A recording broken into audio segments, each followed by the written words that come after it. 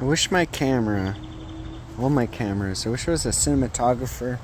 I wish I could take you on the greatest adventure of the most fertility, like the Garden of Eden, the most fertile place you've ever been. A moment in time, everywhere you go, the grass is always greener where you water it, but I think it might start off with compost. So in the series of the love of soil,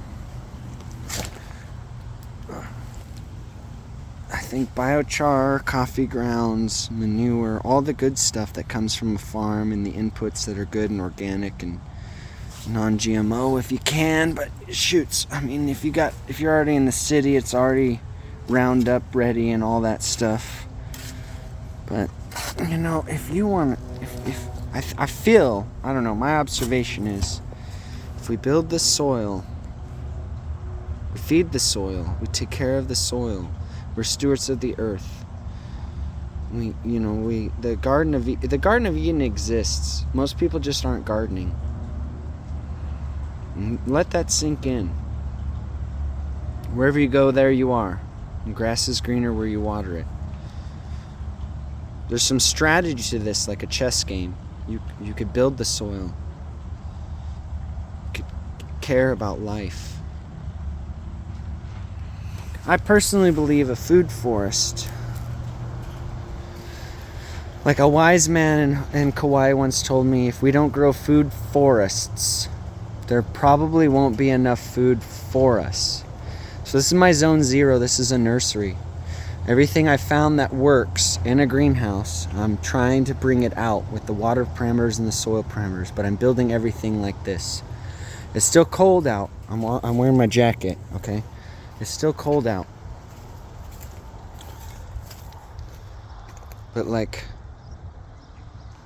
everywhere you go, right? So sand. There's a lot of cool stuff happening. There's going to be schools and flowers everywhere and farmers market over here. Now let me show you. You build the inputs. This right here is going to eventually be like a walkthrough. This is eventually going to be a playground for kids, for homeschool kids. But we got to build the soil. Otherwise it's going to grow goat head stickers. So we're building it. You can see the input starting. Now we need to wind shelter it and stuff, but it's still kind of winter here. Now this I planted with winter crop before winter came. And so if you see the soil, okay, just like, let's pay attention to this. I don't fertilize this. This is a road. This is compaction. This is little organic matter and blow away and blow in. But just add water and compost. Okay, got composting around every garden bed. All right, and I keep layering it like a lasagna. I dug it up once. I did the earthworks. This whole thing used to flood down the road and go all the way out. Now this catches all the water and it goes into the well. It goes in. So I'm gonna walk you around. Okay, observe where the animals don't go. Where they're not eating everything like 100 weed whackers and lawnmowers.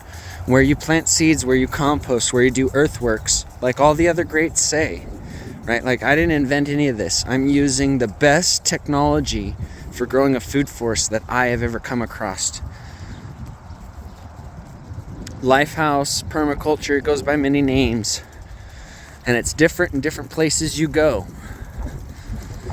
But if you Hugo culture with wood, it's like candy bars for the soil. And you plant it and you water it. So even here, see the bed? Hugo culture, wood chips, biochar, compost. Now there's a date palm and a bunch of other good stuff, but it's winter out here. I'm watering them. These are nitrogen-fixing mesquite trees. They're thorny, but they work. So use them to work where you're at in the desert. So I'm gonna turn off this water. Hiya! So the cardboard, everywhere you see cardboard will be wood chips. These are the paths. These are the way to get access to all the food we're growing. It's also like worms and microbes and all kinds of things are shaded and kept moist. Yeah? But it isn't the prettiest. That's why we wood chip. If I had wood chips first, if I had a mountain of wood chips here, which we have now, slowly but surely. But if I had it then, I would have just used wood chips. But use what you have where you have, because if you see out here, that's all food. And there's food in there. It looks like a dead stick. So I'm not chopping dropping yet till spring. But there's a lot of good stuff out there. This is mostly arugula and brassicas and beets and chard and stuff, and some onions and whatnot. Things that like winter and cold garlic. But there's fig trees and goji berries and all kinds. Everything in the greenhouse is out here. But out here is a different climate. It's not warm. It's not sheltered from the wind. So I take everything from the greenhouse, my zone 0, and I take it, and that's the nursery, and I put it everywhere else. And there's mini gardens. And the more, using what we got, right? But this is weddings, this is Taj Mahal in a moment in time. All these logs and cardboard you see are gonna compost, and then this will just all be soil instead of sand, right? But here where I water, and this is where organic matter is spilt, compost is spilt. You could zoom in. There's biochar all over the top of it, and this looks dormant. This is dormant. This is a Mexican fan palm. I want to grow a bunch of orchids on. I just staged it here, so don't judge this. There's stuff underneath it. But right here, because this compost is warm, this right here is a date palm from seed. Done a lot. This is Egyptian walking onion outside from clone from Egyptian walking onion tops. This is a goji berry, and it's springing forward. This is a nitrogen fixer. It's a superfood. It's valuable. It has some thorns sometimes, but that thing is working. So that'll vine up and take over these fences and give me wind shelter. So all this organic matter and everything I've done inside the fence where the animals can't get will be more fertile. Because I need wind shelter around the outside.